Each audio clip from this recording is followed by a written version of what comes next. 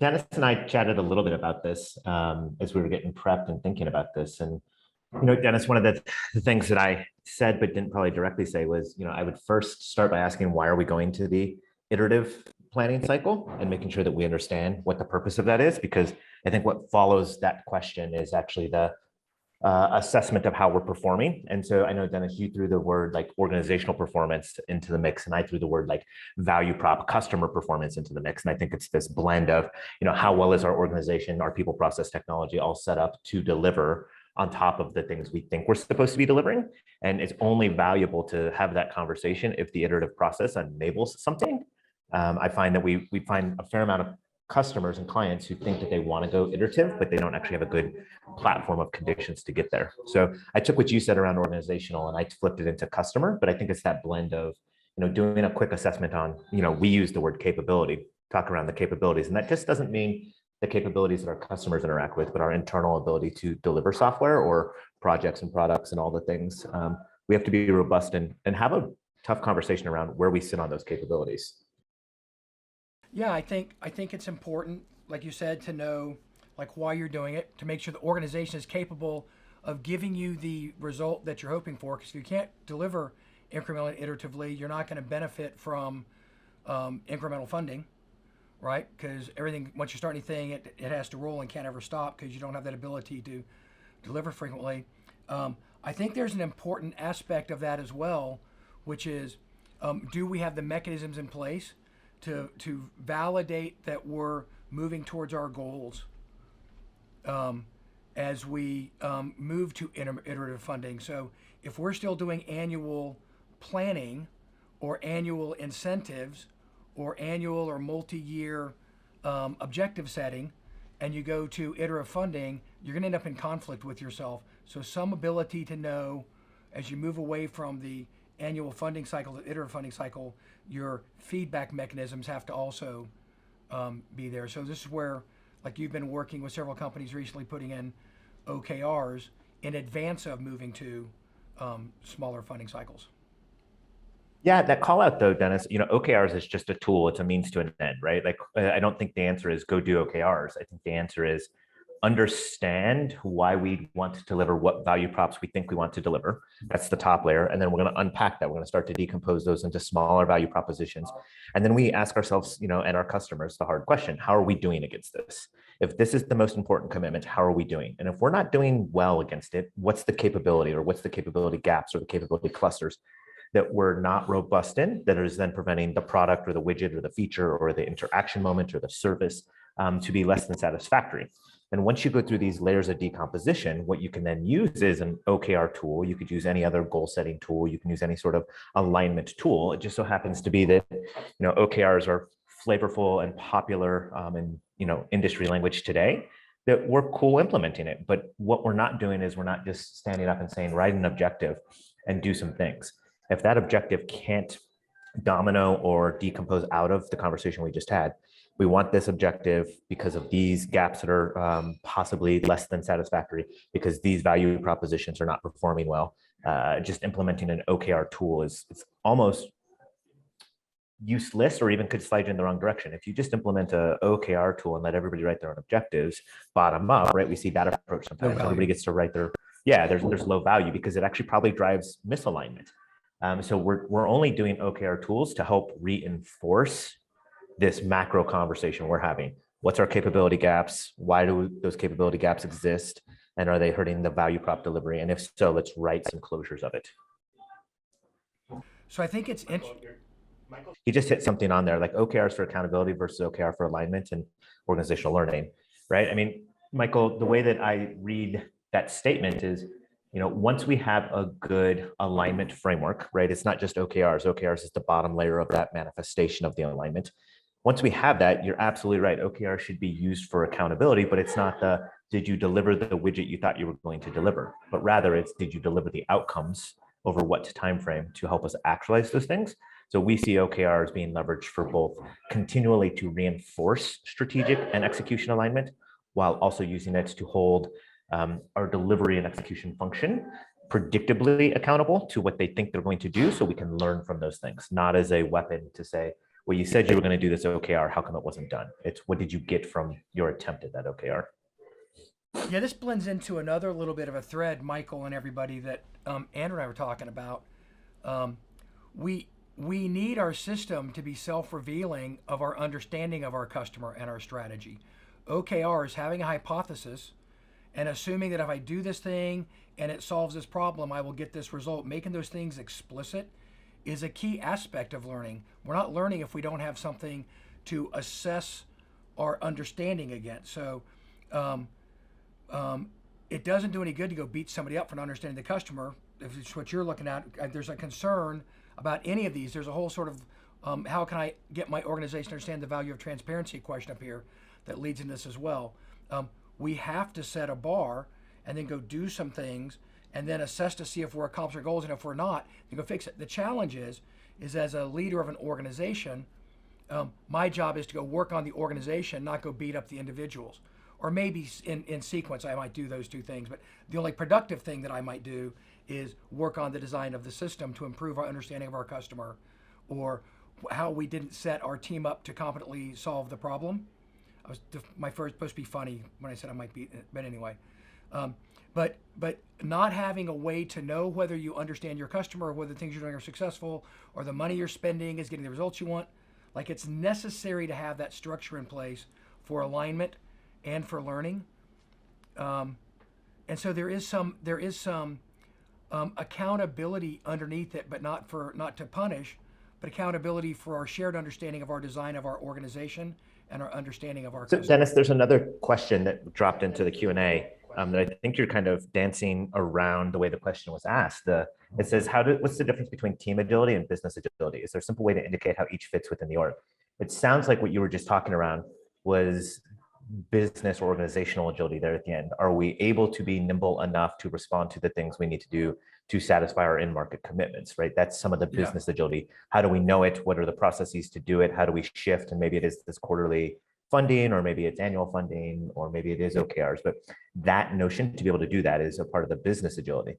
And that sits on top of the notion that teams are individually able to sense and respond what problems they're trying to solve and what's the best way to solution those things as a unit of predictable delivery, of commitments, of outcomes, of how they flow through that stuff.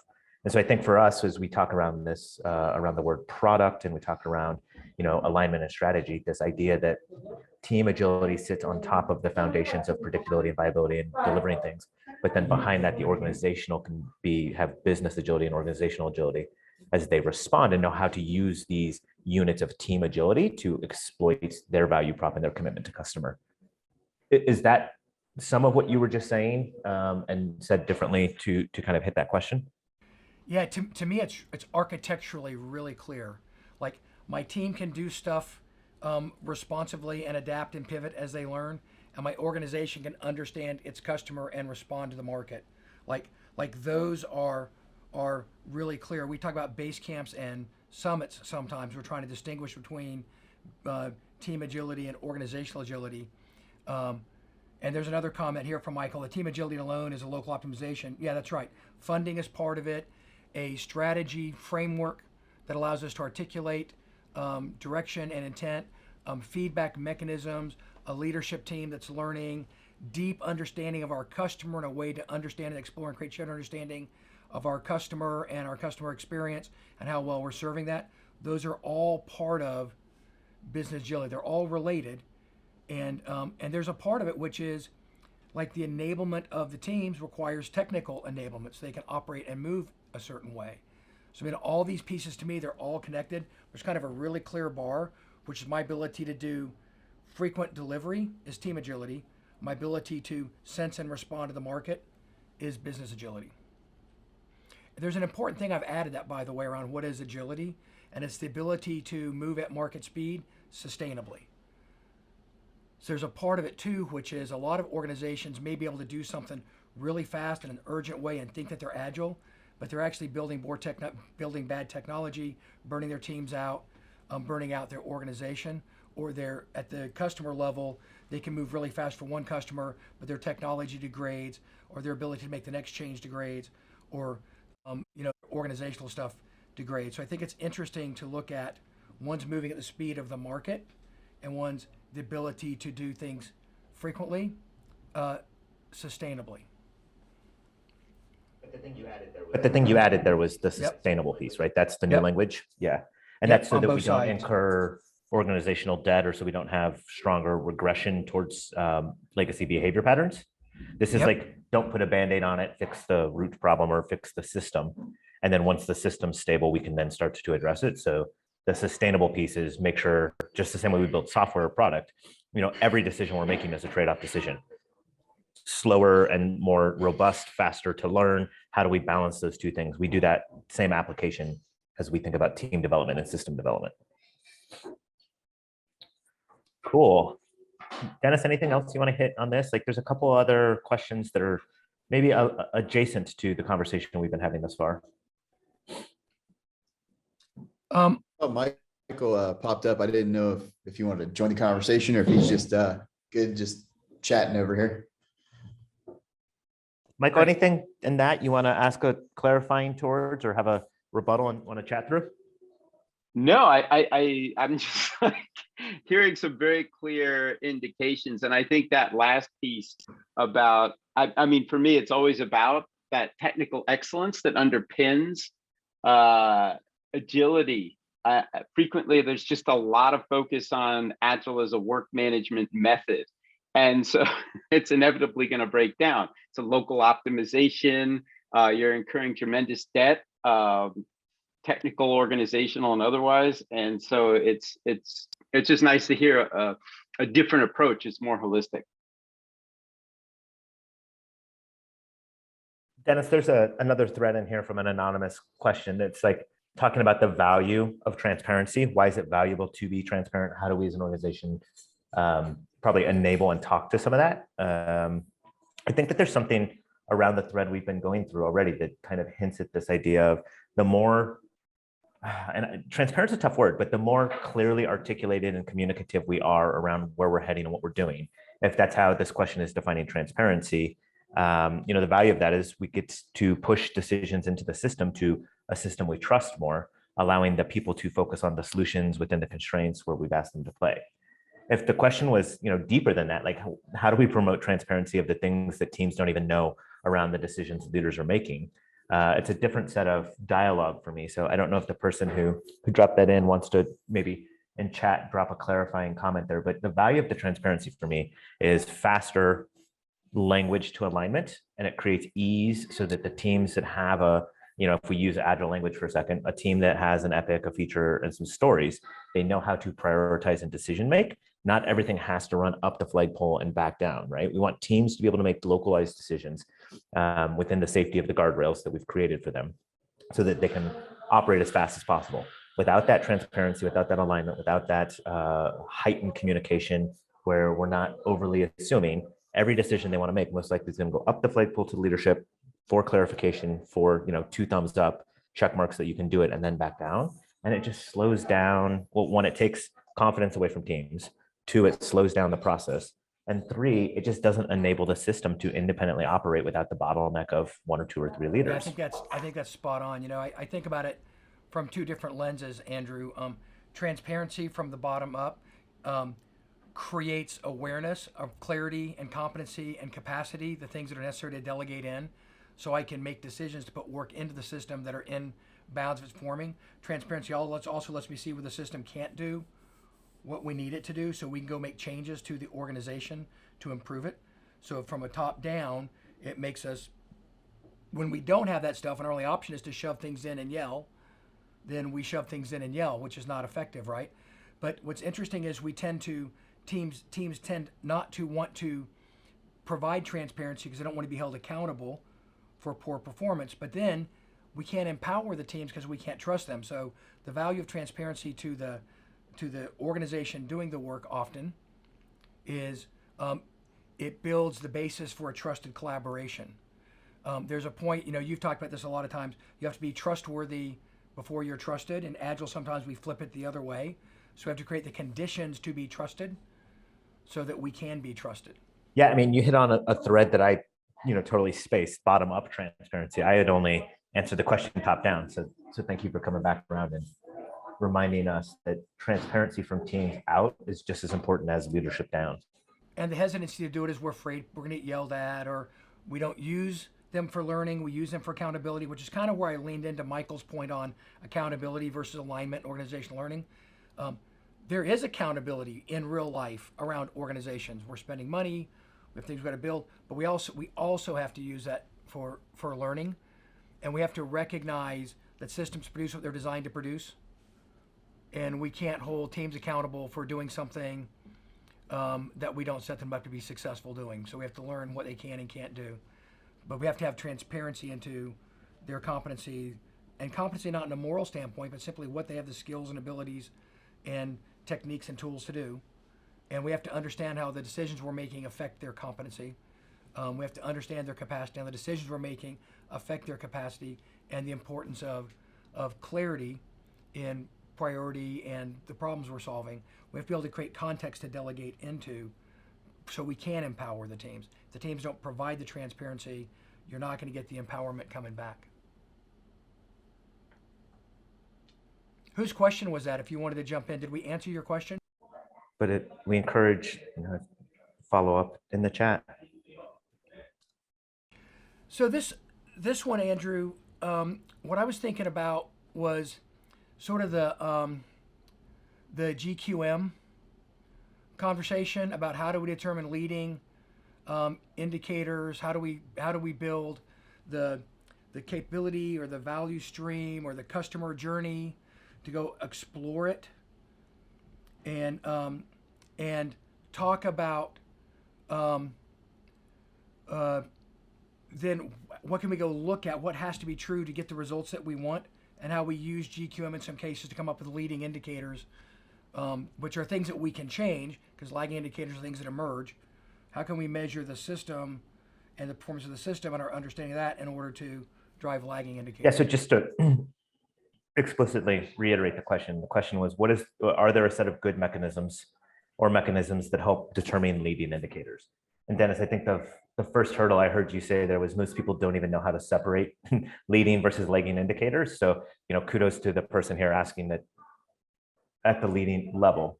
I think we are on the side of using GQM to help people understand, some of the things you need to know through the process as an indicator to know if you're even on the right trajectory. And then some of the things will emerge, like you said, once you've done the thing, it'll emerge as an indicator, post-mortem indicator, and we want those to be less. We want more of the leading indicators, right? We want to see how we're trending in the way. So what are some of the good mechanisms? We teach the GQM model, but I think if you unpack, like at a headline level, what is the GQM model really trying to identify? It's trying to help you ask the question, if I knew what information now, what decision would I be making differently to continue to invest time, effort, capacity, knowledge into solving this? It goes into like, for me and Dennis, the way we teach this with OKRs at times is the leading indicator is going to be a result of the objective as well, right? If a leader comes and says, 9% revenue growth is our objective and it's our only objective, and hell or high water, you'll figure out how to do 9% revenue growth. Our leading indicators are going to be different than we believe that by only doing this strategy tactic, 9% revenue growth will emerge as a lagging indicator. You will have a completely different set of leading indicators through that process. So I think that there's something really important when we talk around how do we determine leading indicators. It's going to start with what are your KPIs? And most of the times the shifts in your leading indicators, or what you're going to pay attention to, is the delta shifts in your KPI. So what KPI needs to change and how do we pay attention to that KPI? Because that KPI, the insufficient KPI, is a part of the objective. It's to get it to where it's sufficient. So for us, we use a lot of the times the KPIs to really help teams understand what would we do to impact that KPI. That is most likely our first subset of leading indicators. Yeah, so anonymous attendee, I think hopefully it's responsive. The thing about understanding what has to be different to get the new result forces us to think about our system and forces us to think about our ability to do work. And the leading indicators are, can we do the new things? Do we have the ability to produce the results that we want? So techniques for looking at that: capability, performance gaps, GQM, which is a structured model of interrogating your organization um, are good tools, but like any tool, you have to kind of know how to use it. It's like a saw, which is a great saw, but if you know how to do it, you can do a lot of damage with it from experience. So Dennis, I might pivot us into, there's a question, one of the first questions from Michael, and then there's an anonymous attendee, a question that kind of go together. So I'll read them and then let's talk around them. It says, what are the most effective bang for your buck approaches to introducing the value of product management into large organizations? And then there was a second question that's like, what's the value you can have in a solid product practice or product management in your organization? And how would we define, or how could you define what it means to be solid practice? Dennis, I'm going to take kind of like just like some headlines here and then we'll sprinkle them around. I think that we tend to think about Agile at times. And one of the, our platforms here is, it's not just around delivering more things to the world. We can get better at delivery. We can increase our velocity. We can reduce our volatility. But if we're still delivering the wrong stuff, we're still delivering the wrong stuff, just faster. And unless we're learning from that and making changes, we're just going to continue to deliver the wrong stuff. So what's the value of the word product or product management or practice? It's a checks and balances so that the capacity that we're building with our organization to deliver lots of things to the system can validate, verify, and make better decisions, that we're building things that, well, I'll say move the needle, right? I hear that a lot as we go into early conversations. Like, we did the Agile thing, but our needles didn't move. Our business partners aren't super happy still. Our product managers still feel like they're not empowered. And so, how do we advocate for this? It's this idea that says, if for every decision we made, we did half as much, but got the same amount of value, or we produced just as many things, but the needle significantly moved, and we move from doers of things, right? Like just doing things in the world with our capacity, to solvers of problems, right? Like that's an early step. That's the value of product management. We really introduce this idea. If I again layer in some of the Agile language, what are epics, right? They're the opportunity ahead of us, the problem to solve, the thing we need to close, the gap we need to close, the thing our organization should be exploiting for differentiation. Well, if we just start with one idea and start that that epic as a solution, as opposed to a problem to solve, and we don't have a good way to decompose that with a set of tools and practices and skills, you're probably just going to deliver the first thing that a leader said, and that information might have been stale that the leader had, or it was assumptive and bias. We're trying to remove assumptions, we're trying to remove biases, we're trying to increase decomposition of problems into the thinnest size solution for leveraging that capacity. So the value of product is not to go be an innovation center and always, Horizon 3 blue ocean stuff. It's to solve the largest problem ahead of us with the right thinnest amount of solutions that have been decomposed from the frontline teams. I think there's some interesting stuff I want to wrap around that, Andrew, which is I think there is just a truth. And this goes a little bit about how do you get these practices introduced? It is possible that you don't perfectly understand your customer in an organization, but that we think we do, or we don't completely understand how a market's evolving, or that something that we thought we knew is changing. Like, that's entirely possible. As a matter of fact, it's likely, right? And so part of the power of product is to make clear our assumptions about what matter to our customers, our understanding of our customers, and to test it, validate it, and exploit it with new features over time. And as soon as we're wrong, we want to learn that we're wrong so we can adapt as we're going. So there's something there around the feedback on it too. Like, I want to make it small, but I want to know what I'm guessing at and what I understand.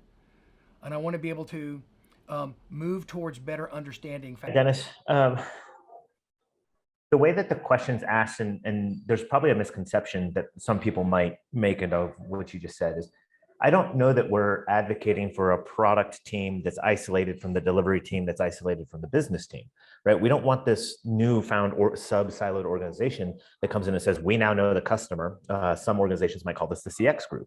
We know the customer, right. Come listen to us. What we're really trying to enable with the word product, or the product practices, is a cross-functional set of participants, both from the business and delivery and customer or strategy or research or wherever it is, it gets together to do exactly what you said. We know the value prop we're responsible for committing to, and we know the best information we have to understand this consumer set, this user set, and we want to continue to refine that to understand what are their problems.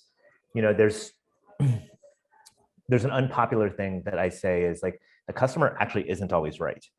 We hear that all the time. Like they think they know what they want, but how many organizations have we heard deliver a whole bunch of stuff to customers for them to say, our customer said they wanted this, but it never gets adopted or used or leveraged or even touched. And so what we're trying to really enable with this product practice in our organizations, and the value of it again, is let's make sure we have the right information to make the right decisions around our customers, around our value props, around our users, without just taking their information as truth and without just taking a leader's information as truth. How do we decompose all of the different inputs to make the best prioritized decision that helps us actualize our business outcome? So I think the thread I wanted to peel into there is, when would you have a CX group then? Because I don't think you're suggesting you wouldn't have a CX group. Yeah. Like if we do need a centralized, everybody shouldn't be discovering their own unique perspective of the same customers. We shouldn't have to rebuild a million times the intent of our organization and our strategy around customer experience, maybe. But those things have to get propagated into the teams, and the teams have to leverage those things. I don't think that we do a good job of putting responsibilities in the right places in an organization to move fast. Yeah, I think it's pretty unrealistic the way some of the industry has put out there what a product manager or a product owner should be able to do. And this is why we see these emergent CX groups or these emergent research groups. I don't know that a product owner can go research all the journeys of today, all the personas of today, all of the things of today, and then start to really gather the insights and sift through the data. What we end up seeing is CX emerges in organizations where teams have a lot of experiential things, digital journeys, physical journeys, service journeys that they go through, where a product owner's capacity is greater than what can focus on that. But also what happens in some of these organizations is CX and then product, or CX and the delivery, start to silo each other and they start to subordinate each other. And you're absolutely right. Not any one of those places should have the truth, right? They should be coming back together as that cross-functional product team or portfolio team to create those deliveries. So I don't know, Dennis. I mean, I don't know that I would ever advocate for a whole CX group the same way I would never advocate for a whole product group just being its own thing, right? I'm still on this bandwagon. The way that we think about it is we have a portfolio layer team, and you have representation that represents product and capacity and customer experiences, and we put them together as a team that's responsible for these things. Now they might have a functional leader that they go to refine their practices and craft and their COPs or their COEs that they get their skill sets from. But I'm not going to, the same way we don't do it with IT anymore, right? We don't throw it over the wall to the delivery team to go deliver something. We're not going to throw a problem over the wall to CX and say, you tell us what to do and then throw it back to us. We're going to say, we as a product team or we as a portfolio team are responsible for understanding the different versions of capacity we have to solve the different problem sets of solutions we have. And, crazy CX person might say, let's build unicorns. And, the capacity says, well, that's 10 years worth of work. Well, then, product person says, if I apply this constraint, CX person says, well, it's no longer a unicorn, it's just a horse. And our capacity says, oh, I can do a horse in 2 years, right? Like we can start to have these trade-off conversations. And I think that's the piece that's regularly missed in, a CX or a product or a siloed org is we go to idealism. We want the right thing for our customer. We want to delight them with the most differentiated thing, but we can't start there, right? And so we need this team at the portfolio or the product or even the teaming layer that has shared responsibility of how quickly can we get something out to validate we're on the right path. So let's go back to that leading indicator. What can we build as a leading indicator to prove we are solving the right problem? Maybe a CX team is a service call that a strategy team could call because there is specific craft in it. But maybe it's not a one-way push down of a big vision of a unicorn, and then you go execute it and we did our job. So but maybe it doesn't make sense to try to build that level of CX expertise on every portfolio across an organization. So there's probably a need for, in some cases, it's available to have a CX team, but we could get really explicit about what they do to be force multipliers instead of dictators, much like we treat architecture in organizations. That's right. And if we don't start with the notion that every one of those things could be a service provider, we're going to end up with teams who say, well, I don't have a customer. I'm an internal thing. Well, no, you still have an experience. You still have a user, and you still need some of that magic sauce that CX specialists have, or that those practices have, to say like, oh, we're an internal facing service team. I don't have a persona. No, you do. I don't have a journey. No, you do. Every one of those, every team that's being built or building something has to go through these things. Now, it might not be as sexy or as differentiatable or as important. UI might not be the highest order concern for this domain, but that doesn't mean that we should ignore those things. And when we don't make it a service call or the ability to be a service call, we isolate it. We make it over the wall again. So this is the what's the value of having solid product practice conversation a little bit. What about what is the most effective bang for your buck approach? So this is where I go. My consulting answer is it depends on what your problem is, how your customer relates to your organization, what your current gaps are, what the narrative is in your organization, but it actually relates back to the value conversation. The most effective bang for your buck approach is to get large organizations to understand the cost of not understanding their customer and the value of understanding it. And then talk about what has to be true for the organization to exploit that. Because one of the problems you'll have with large organizations when the product vendors come in to sell them product is they'll say, well, we did that before and we didn't get any benefit from it because they did it in a silo. They did it disconnected, which is kind of, you were leaning into that a little bit. So we have to talk about the reason why this is different and the safety that we're going to create, right? So it's about, I can get empathy for your problem. We got to better understand the customer. I can create a point of view. It needs to be really, really closely related to in those areas where understanding our customer is necessary and emerging and critical to our strategy. Then we can go do this in a way that we can prove to you that we exploit it. So the most effective bang for your buck approach is probably in a slice, in a limited sort of experiment, to get them to see the value of it and want more of it, rather than come in and train everybody on it. But it also, doing it as a training thing is not the right way to introduce it. Integrating it into the portfolio product stack that you were talking about and demonstrating the ability, that third set of metrics, demonstrating that we're able to increase our value, not just our throughput, is like the thing that we're going to do. So we're going to go, here's how we're going to do it. Here's how we're going to prove it. Here's the benefit of it, and get permission to go do it in a slice, and then prove it and create a desire to do more of it in the organization. Double click on, you said the it's, just making sure that you can also prioritize what the it's are. So you do it in a thinner slice, not to everybody. Yeah. You do the product or portfolio. We have these things, but what are there's a million books. There's 100 different things we could go do that helps be more product. And I think that, some of the sequence that we find useful is the it is first. You said the word value. It says valuable, but we have to then know what tools we want to use to talk about value. It's value propositions. Why are you existing? What are you focusing on? You've heard it a couple of times from me. Like, value props are the first thing that you got to have alignment on. And then you got to have a way to communicate the alignment. So what's the next value? It's how do we want to articulate it? Is it OKRs? Is it RACI? Is it insert any sort of tool there? It's all okay. And then the next thing is like prioritization models. How do we let teams and how do we make decisions? If you do not have a consistent and unified prioritization model across the stack, everybody's going to be subjectively ranking things. We want to move to an objective approach to these things. And then from that, you might now need to plug in journey maps or some personas or some Kano analysis, right? Some of those loose tools. We use impact mapping because it helps bring a fair amount of those things together, from behavioral change all the way through to what is the widget or the feature of the solution. So I think that's the small toolbox we start with. And then obviously you can get really good with downstream personas, really good with downstream empathy maps, really good with all these other tools that are out there. But I don't know that you need to go deliver all of those things.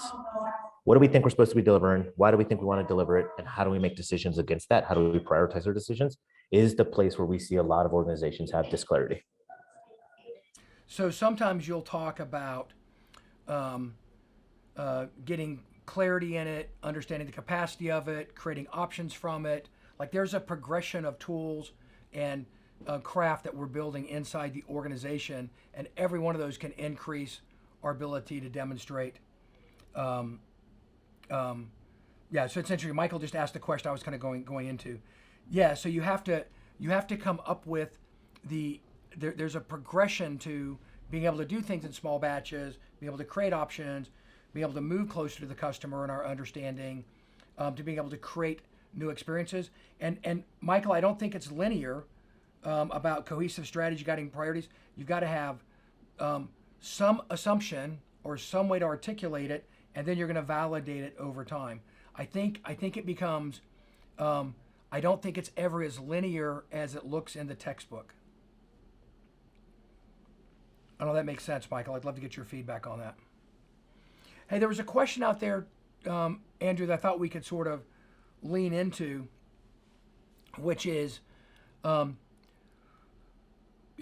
talk about changing financial groups to become agile, and there's two levers on that. One is, are we asking the financial group to operate with small teams and clear backlogs with frequent delivery? Because that's a real thing. Monthly reporting, all that sort of stuff, getting invoices turned around faster, handling customer expenses. There's a bunch of stuff in accounting that benefits from behaving in value proposition connected teams with clear backlogs focused on producing work more frequently. That's like one aspect.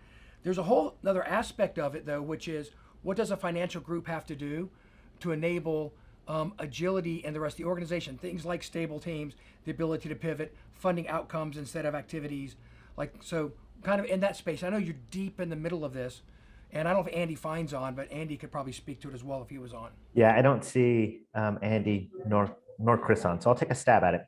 Dennis, I'm going to address your latter comment first. One of the things that we see time and time again, and we're seeing it, more and more with mixed book projects to products, and we see it with, this just whole product-centered organization. It's, how does that that finance group, how does that business office group support agile team delivery or team-based, product-focused approach?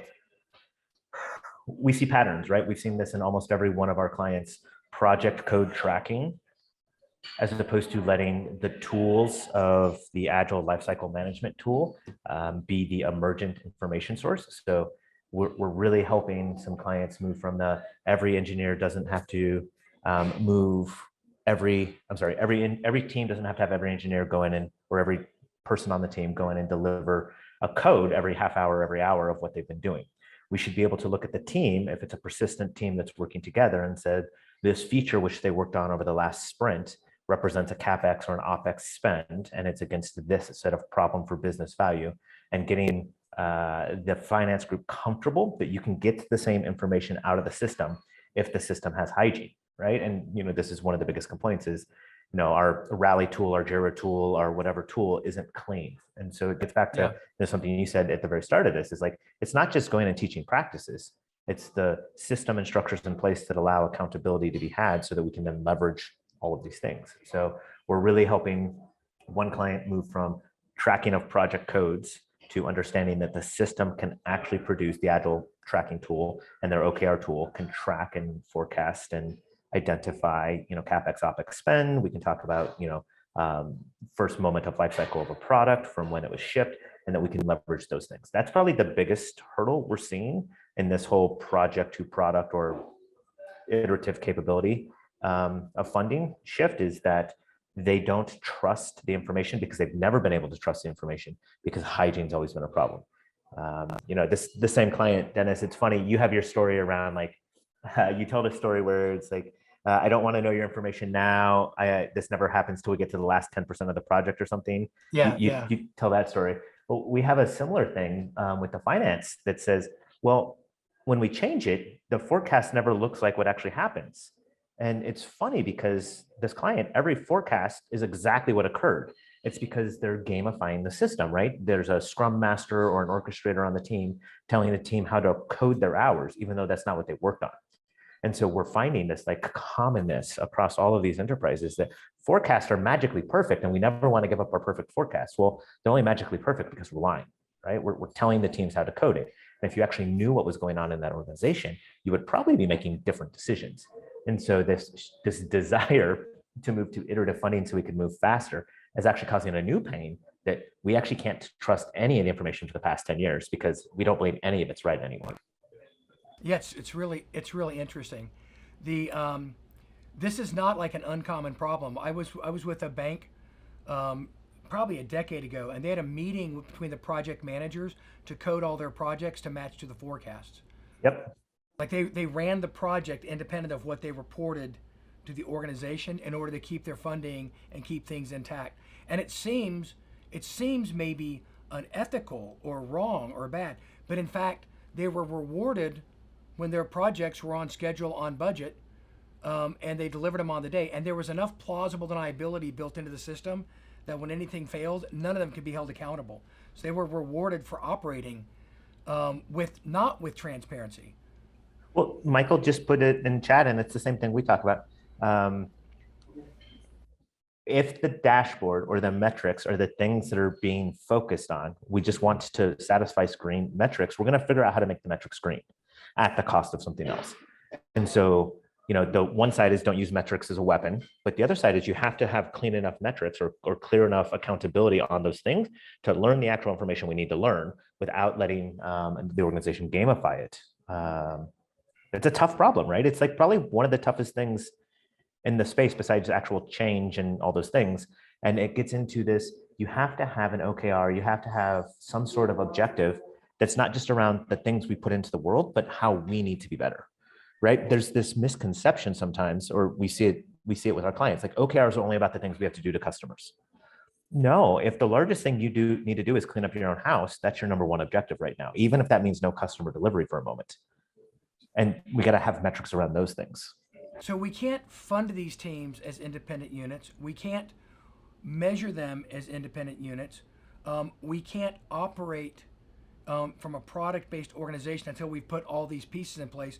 And we can't really put those pieces in place until the teams can, in fact, deliver sort of incrementally and adapt their direction based on the feedback. So there's like 5 layers to it that really make it matter. So what's interesting to me is this question: how can change management be incorporated into the product strategy within the Agile framework? I'm going to give an example and let you talk about it with more experience. But one of the things that we did early on with assessing capability models for IT organizations, we said these are the capabilities that we believe are priorities that we're going to work on by scoring those as the top red ones based on funding that was coming in. And when we exposed the forensic strategy, the one that was the actual strategy, here's where we're spending our time and money and resource this year, and compared it to what the business thought the strategy was, the business felt that they needed to start participating in defining the priorities more. I think this is true when we do personas or a lot of the techniques you're building from collaboration. There are techniques that bring collaboration in that lead towards driving better shared understanding. So it's using the practices and techniques in the system to create desire and create connection for product management in the system. So I think this is kind of where this question goes. And I might ask anonymous attendee to pitch in if that's off. But I think we expose what we believe about strategy in our OKRs and our capability gaps and our KPIs we think we're closing, and our understanding of who the customer is, what they value. We make those things explicit. Sometimes people want to participate and align around it better. So it's a tool for change management. Is that way off, or does that make any sense? I mean, it sits with me. I'd ask anybody to chime in, Dennis. I don't know that I have anything different to add to that. The person asked the question says makes sense. Thanks. So one of the really, really, really cool things that happens, that's a great question. One of the really, really cool things that happen, that we have discovered happens over time with transformation, is there are kind of constraints to what we can accomplish. And as you overcome each constraint, it creates a desire for the next thing. So we can't get better at delivering until we can balance capacity demand and deliver in small batches. Okay, let's get good at that. Also, that highlights I need to have a better understanding of who my customer is and what the most valuable things are I can do if I can't do everything. That then drives to, right, go ahead. Well, I was just going to say, like, what you're saying is like it's an onion diagram, and we got to focus on the outer layer. And as we solve that, as we peel that one off, it's not that we're done. It just identifies the new conditions we now have to pay attention to.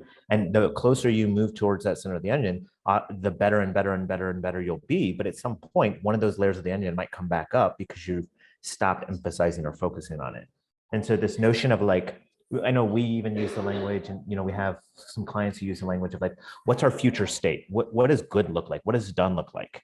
And we regularly work with everybody in this change management process to say, with the information and the conditions we have now, we know this is the next step on the horizon. This is what done of these conditions look like. But as we're between A and B, we're going to learn that there's a C. And between A and B, we're going to peel something off and we're going to learn something new. And so now we're going to regularly update this new point of view of where change is. And so this notion that change, and this gets into the human quality of change for me a little bit. If change is a one and done, we're going to go from here to there. And if we start with that frame, that we're done at that frame, we're missing the opportunity to teach this notion that change is ever ongoing learning. We want to continually, it doesn't matter where we are, look at what is needing to be true and how do we work towards that. And the human quality of that is how have people participate in the process? Our teams are here. We need feedback loops, right? We talk about this all the time. It's not just feedback from our customers, it's feedback from our teams and our organization. What's true? What conditions exist? And what's the next most important thing to focus on? I think about change management, especially like as we try to do it with product in the language of product, like it's not one item of change. There's a backlog. There's a backlog of these pills of the layer of the onion. And we're just going to focus on the top one. And just like we do with our clients, our customer delivery, this is the next most important problem. This is the next most important problem. And we might get to a place where we're like, that's not important enough to focus on. It is the next most important problem in the space, but it's just not worth the effort or time right now. I mean, we do this all the time. Think about our fax capability. Like it's important for a person. It's the next most important thing in this domain. It's just not important enough to get attention or investment. And so same thing with change. If we make it about what do people and the problems and the experiences they have that we're continually trying to address, as opposed to our organization has to get from here to there, we're gonna fall short. We're not gonna get the buy-in. We're not gonna build those coalitions. If we like use Cotter's language, we're not gonna build guiding coalitions of advocates that want us to get there. Hey, there's an interesting series I did with Alistair Coburn last year that Tim could probably find that talks about system versus personal change and how they're related. I think what's important is that they are woven together. There's personal change, there's team change, there's organizational change, and then there's like process and structural change. Like all those things are true and have to be paid attention to. I do believe that one of the key things around personal change is creating desire and awareness and safety. Like that ADKAR Prosky model is probably appropriate. What I think is really important is that ADKAR Prosky change model for people is completely inadequate in organizations by itself to actually create conditions where people feel empowered and safe enough to create that change. So the concepts of how do we create a space for the organization to move, and a lot of this goes to the peeling of the onion and doing things in order and being able to demonstrate improvement and creating space for people to go, wow, if I get a little bit better at that, I could get this result, and then being able to prove it. There's a whole model around change. We could do an entire topic on 4 layers of change and how to institutionalize it in your organization. What I think is interesting, and this is very broad, somebody might be offended by it, but I think the change management techniques, how I create safety for people who decided to go into product management, is often different for how I create safety for people that went into technology, which is often different for how I create safety for executives who run organizations, and that is different than how I create safety for people that are in management and director levels in organizations. So I've got like 4 lenses of people that probably learn safety differently, and I've got 4 aspects of change: the personal, the team, the lean process, and the organizational change. So it's kind of complicated, but I think it's actually really interesting. So it's always there and first and foremost, but I can't create personal safety if I haven't designed an organization where personal safety helps you be successful. Yeah, and I think you just like really reiterated, how do we make this human? Like just the fact that you're able and advocating for clustering how you respond to certain people doing certain things. I mean, that's the human component. It's not a cookie cutter. Everybody gets one thing. Here's the town hall. Here's the, the infographic, take it and change, right? We're tailoring through how they support the organization, how they're going to hear it, how they have their individual growth. Because in all of this change, everybody individually has to grow as well. Everybody has to individually change. They have to understand that piece of it. So the human component comes from the tailoring of, it's not one stop for everybody. Yeah. What would be your dream ideal amount of transformation work at the personal level? I think it depends on your childhood. I'm kind of not kidding, but I'm kind of kidding, right? How could you support individuals going through some organizational transformations?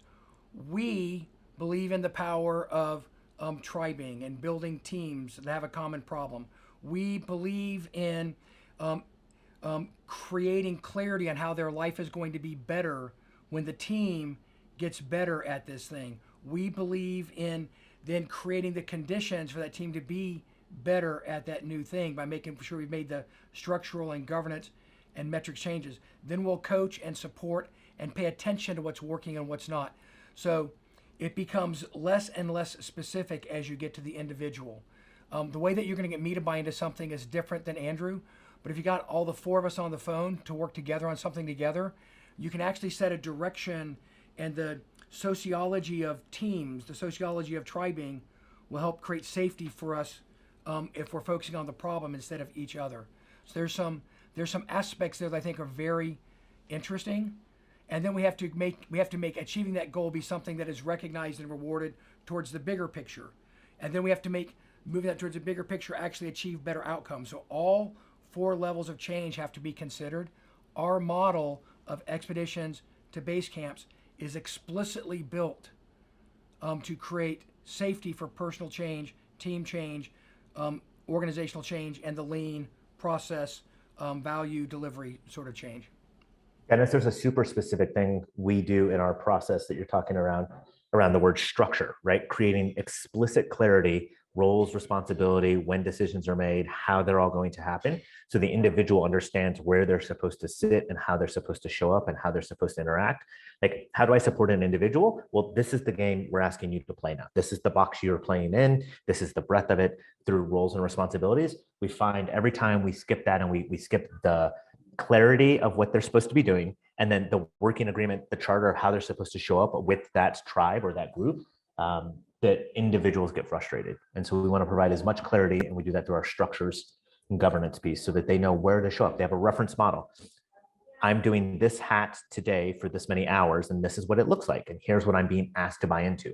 And that gives the person then the opportunity to say, I need someone to help me because I don't think I'm assessed to qualified to do this. Or this is kind of really miserable. I don't ever want to do this again. Help me find a better seat. And they now have a map or a placemat to look at of what might be the alternative. I think we're up on time, but I think there's an interesting conversation around our engagement with people, with the P-STR or trust, influence trust models about individual change and creating a chance for people to be heard and participate, and starting with empathy and then working with them to construct a shared point of view and create safety before you start making change. Like, I think there's a very intentional model there, and I do think it's situationally tailored team by team by team by team. Was that responsive to anonymous poster? Wonderful. Yeah, thanks. Thanks, Andrew and Dennis, for joining us today. This is a good conversation. Thanks for carrying all the water, Andrew, and making it easy on me. Of course, we're a team.